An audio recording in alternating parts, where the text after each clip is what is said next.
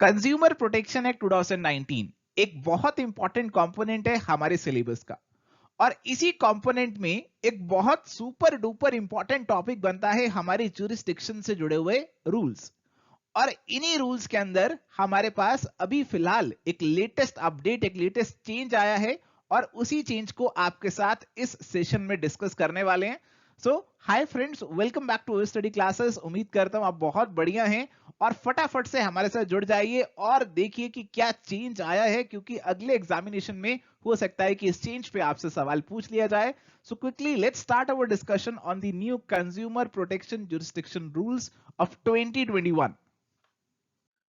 तो प्यारे दोस्तों, कंज्यूमर प्रोटेक्शन एक्ट 2019 के अंदर हमारे पास ये सेंट्रल गवर्नमेंट को पावर दे रखी है कि वो रूल्स बना सकती है इस एक्ट से जुड़े हुए। और उसी पावर का इस्तेमाल करते हुए हमारी सेंट्रल गवर्नमेंट ने नोटिफाई किया consumer protection jurisdiction of the district commission, state commission and the national commission rules 2021।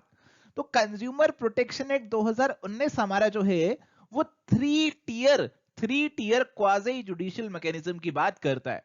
तो अगर कंज्यूमर की कोई कंप्लेंट है तो यहां पे उसको 3 टियर दिए गए हैं। एक टियर आपका है डिस्ट्रिक्ट लेवल का, फिर आता है आपका स्टेट लेवल का और फिर आता है आपका नेशनल लेवल का। कौन सी कंप्लेंट कहां पे जाएगी, कौन से टियर पे जाएगी, डिस्ट्रिक्ट में जाएगी, स्टेट पे जाएगी या नेशनल पे जाएगी, डिपेंड करेगा कि कितना अमाउंट इन्वॉल्व है। तो हमारे पास ये पर्सन है, अगर इनका जो सामान की वैल्यू बहुत बहुत बहुत ज्यादा है तो नेशनल पे डायरेक्टली जा सकते हैं। अगर वैल्यू थोड़ी कम है तो स्टेट पे जा सकते हैं। अगर वैल्यू सबसे कम है तो इनको डिस्ट्रिक्ट लेवल पे जाना पड़ता है। अब ये जो वैल्यूज हैं इनमें कुछ चेंजेस आए हैं। ये चेंजेस एग्जामिनेशन पर्सपेक्टिव से बहुत इंपॉर्टेंट होते हैं और इसीलिए आपको ये जो चेंजेस हैं इनके बारे में पता होना चाहिए। So let's start our discussion on these changes. Sir, पहले आप हमें एग्जिस्टिंग प्रोविजंस बता दीजिए, फिर आप हमें जो न्यू प्रोविजंस है उनके बारे में भी बता देना। तो प्यारे दोस्तों, अगर मैं एग्जिस्टिंग प्रोविजंस की बात करूं तो एग्जिस्टिंग प्रोविजंस कुछ इस तरीके से हैं। हमारे पास 3 टियर्स हैं, डिस्ट्रिक्ट लेवल है, स्टेट लेवल है और नेशनल लेवल है। कहा गया कि डिस्ट्रिक्ट कमीशन जो है उन कंप्लेंट्स को सुनेंगी, उन कंप्लेंट्स को एंटरटेन करेंगी where the value of the goods और services paid as consideration does not exceed 1 crore rupees.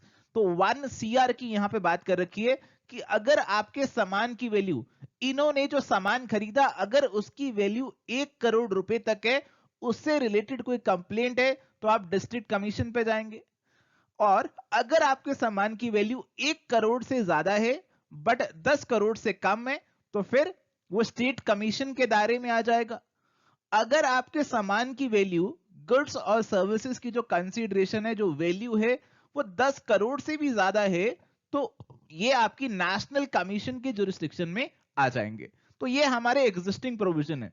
इसमें क्या बात कर रखी है, इसमें 1 करोड़ और 10 करोड़ की बात कर रखी है, तो करोड़ों में बात कर रखी है। तो ये आपको एग्जिस्टिंग प्रोविजन पता होने चाहिए।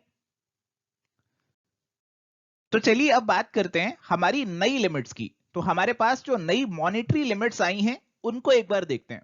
तो यहां पे कहा कि जो डिस्ट्रिक्ट कमीशन है वो एंटरटेन करेगी कंप्लेंट्स जहां पे गुड्स और सर्विसेज की जो वैल्यू है वो अप टू 50 लाख है। तो 1 करोड़ से यहां पे हम 50 लाख पे आ गए, करोड़ों से लाखों पे आ गए। अब स्टेट कमीशन की बात आई। स्टेट कमीशन ने कहा कि हम कंप्लेंट एंटरटेन करेंगे जहां सामान की वैल्यू 50 लाख से ज्यादा है और 2 करोड़ से कम है। तो 10 करोड़ से सीधा 2 करोड़ पे आ गए। और अगर वैल्यू 2 करोड़ से ज्यादा है तो हम जाएंगे नेशनल कमीशन पे। तो यहां पे क्या लिमिट्स हो गई, एक आपकी 50 लाख और एक आपकी 2 करोड़। तो पहले हमारे पास 1 करोड़ और 10 करोड़ था, अब 50 लाख और 2 करोड़ ही रह गया। तो बेसिकली हमने यहां पे जो अमाउंट थे, जो लिमिट्स थी, उनको कम किया। क्यों कम किया, इसका क्या इफेक्ट है, क्या रीजन है, आइए उसे भी समझ लेते हैं।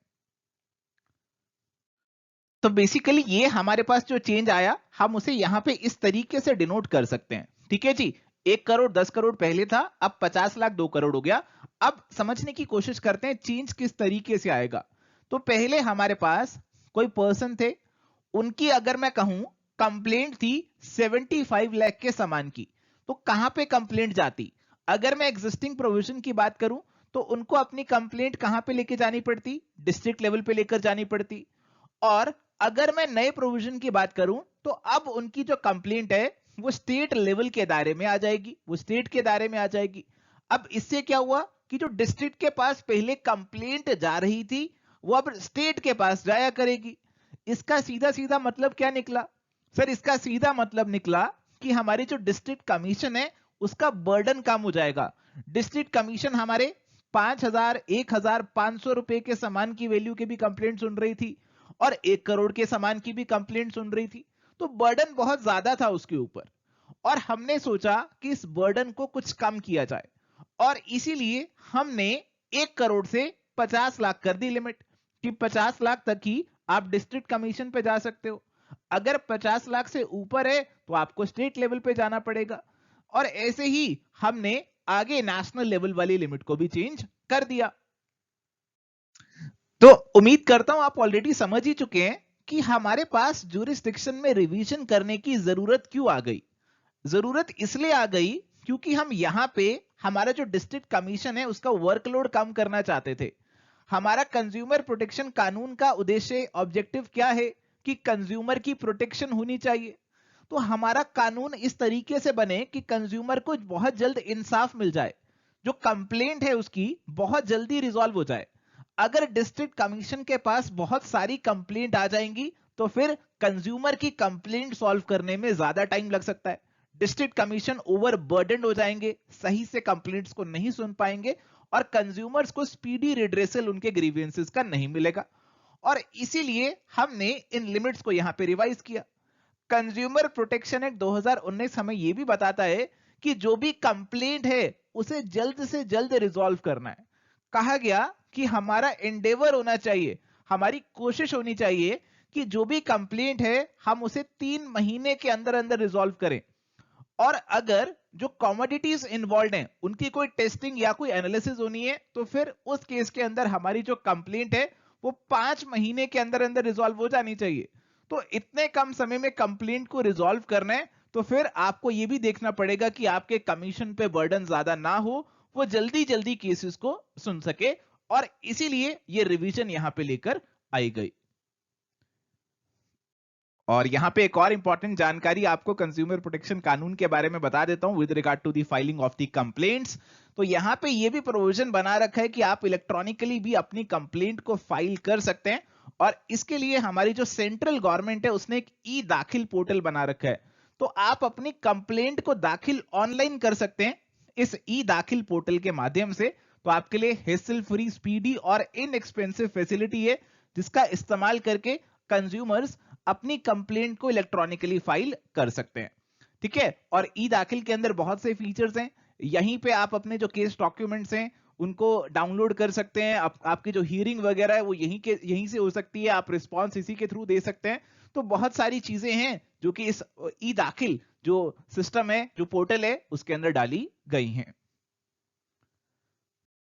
तो प्यारे दोस्तों, ये था आज का हमारा एक छोटा सा डिस्कशन। और यहां पे आपके लिए कंसेप्ट चेक का सवाल है।